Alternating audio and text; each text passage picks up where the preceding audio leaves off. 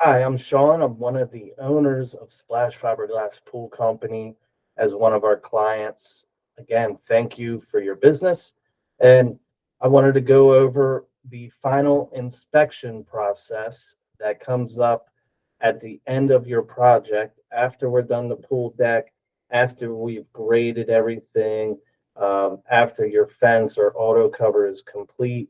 And of course, you have door alarms and things like that. So, listen, final inspections, as it says on the contract, it is on the owner to make sure they have everything they need.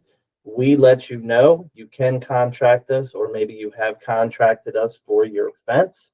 But essentially, most counties and states, Delaware and Maryland, require a fence around the pool or around the whole yard if your house is acting as part of the fence, let's say, so you can walk out the back deck or the slider or through your basement right to and access your pool. The county is going to want you to have door alarms. So those are considered pool code door alarms, which are a specific brand.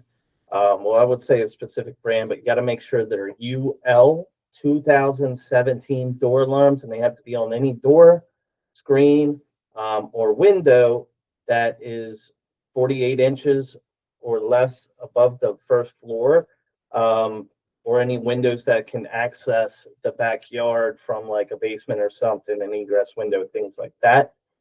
You have to order those and install those, or they will fail you.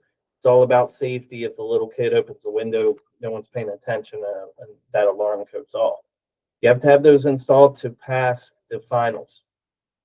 The next step too is the gates for your fences have to be self-latching, and they have to swing out, not in, and they have to be self-latching, meaning when you let go of that gate, it swings closed itself. It has to have that, and the locks have to be um, generally 54 inches off the ground.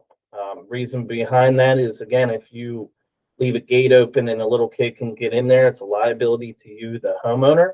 So pool code essentially is all about keeping kids out of your pool per se, because we take safety serious here. We want to make sure you understand that the biggest cause of any deaths in a pool is toddler drownings, and we don't want that or any of our customers to hear about that. I have kids myself, 4-year old and a 2-year old at this time of recording, and I would never want anybody in the neighborhood to ever have an issue with the splash pool we put in when it comes to safety and any kind of uh, you know, horrible event like that. So pool code safety really matters. So making sure you have the proper barriers, 48 inches or taller gate. You can't have 2-inch more gaps.